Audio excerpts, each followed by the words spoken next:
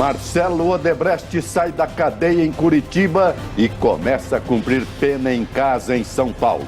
Empresário terá que usar tornozeleira eletrônica. Supremo Tribunal Federal manda prender o deputado Paulo Maluf. Ministro Gilmar Mendes proíbe condução coercitiva para depoimento. Odebrecht delata cartel em obras viárias durante governos tucanos em São Paulo. Doleiro que delatou Eduardo Cunha vai cumprir pena em fazenda particular monitorada por câmeras. A Polícia Federal prende 27 suspeitos de tráfico e contrabando no Aeroporto Internacional do Rio. A Argentina aprova a reforma da Previdência, apesar de protestos e panelaço. A lei aprovada nesta terça-feira muda o cálculo das aposentadorias de 17 milhões de pessoas. PMDB volta a usar o nome MDB. E pai de santo dá passe em Michel Temer durante convenção do partido. Termina a duplicação da Regis Bittencourt, chamada Rodovia da Morte, que liga São Paulo ao Paraná. A Conmebol denuncia o Flamengo por tumulto e violência da torcida na final da Copa Sul-Americana.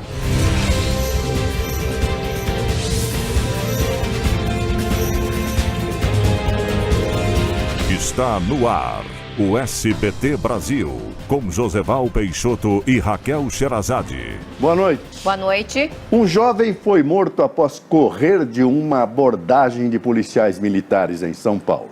A mãe dele denuncia que o filho foi executado. A Corregedoria da Polícia Militar investiga o caso. A Polícia Federal desarticulou hoje uma quadrilha envolvida com tráfico de drogas e contrabando dentro do Aeroporto Internacional Tom Jobim, no Rio de Janeiro. 27 suspeitos foram presos, entre eles funcionários do aeroporto e da Receita Federal. A concessionária Rio Galeão informou que apoia as ações da Polícia Federal e que não tolera práticas que descumpram qualquer procedimento operacional.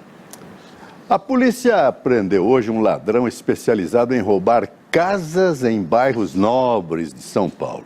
O que chamou a atenção foi a quantidade de artigos de luxo encontrados com o criminoso.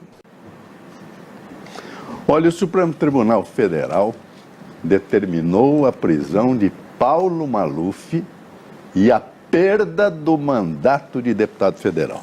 Paulo Maluf deverá cumprir mais de 7 anos de prisão. Vamos falar ao vivo com a repórter Kalina Sabino, em São Paulo. Kalina, boa noite. Por quais crimes Paulo Maluf foi condenado, afinal? Boa noite, Raquel. Boa noite a todos que acompanham. Obrigada, Kalina. O empresário Marcelo Odebrecht deixou a cadeia em Curitiba e começou a cumprir prisão domiciliar em São Paulo. Graças ao acordo de delação premiada, Odebrecht ficará numa mansão de 3.000 metros quadrados.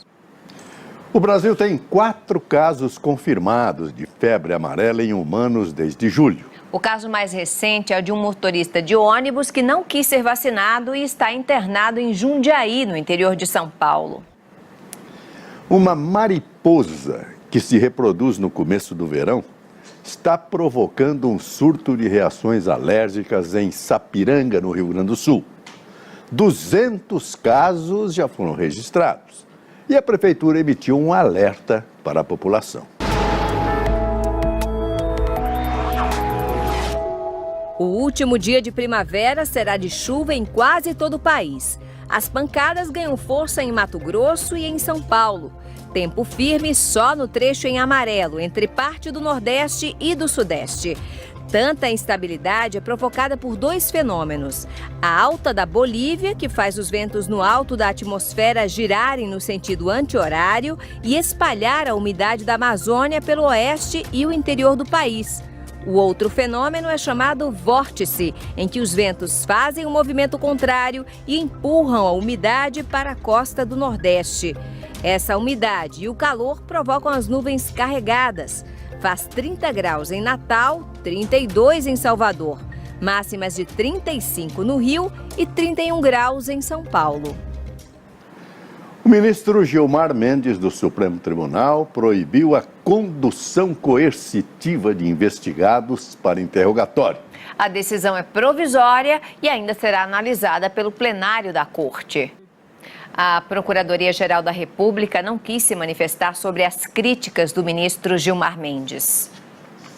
A Justiça autorizou o doleiro Lúcio Funaro, um dos delatores da Lava Jato, a cumprir prisão domiciliar. Ele terá que instalar câmeras para ser monitorado numa fazenda particular. A ex-primeira-dama do Rio, Adriana Anselmo, deixou hoje o presídio após decisão do ministro do Supremo, Gilmar Mendes. E vamos agora a outras notícias pelo Brasil.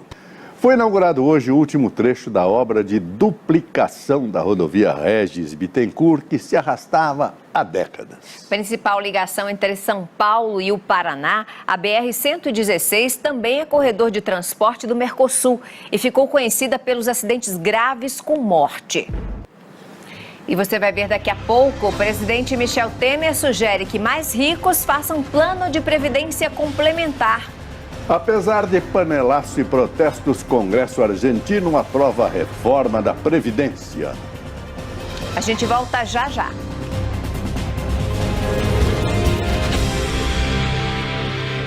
Em discurso na Convenção Nacional do PMDB nesta terça-feira, Michel Temer voltou a defender as reformas. O presidente sugeriu que os mais ricos façam um plano de previdência complementar.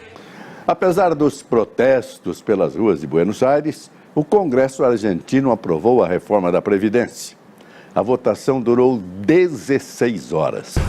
Pelo segundo ano consecutivo, o SBT ganhou o prêmio da Associação Rio-Grandense de Imprensa, a maior distinção do jornalismo gaúcho na categoria televisão. Em instantes, Conmebol denuncia Flamengo por tumulto e violência da torcida na final da Copa Sul-Americana. Apesar da violência, hotéis do Rio de Janeiro esperam lotar no Réveillon. A gente vai ver já já.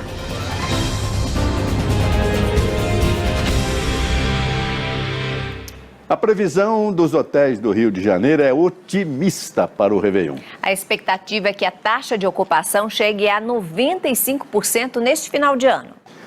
O Ministério Público de São Paulo anunciou que fez um acordo com a construtora Odebrecht. A construtora vai delatar irregularidades e ressarcir os cofres da Prefeitura da capital. O anúncio acontece no mesmo dia que o CAD informou a investigação de um cartel de empreiteiras e obras do Rodoanel e do Sistema Viário Metropolitano do Estado. Em nota, o ministro Gilberto Kassab afirmou que aguarda os argumentos usados pelo Ministério Público para demonstrar a legalidade de todos os atos de sua gestão à frente da Prefeitura de São Paulo. O ex-diretor da Dersa, Paulo Vieira de Souza, e o ex-secretário de Obras, Elton Zacarias, não responderam ao SBT Brasil.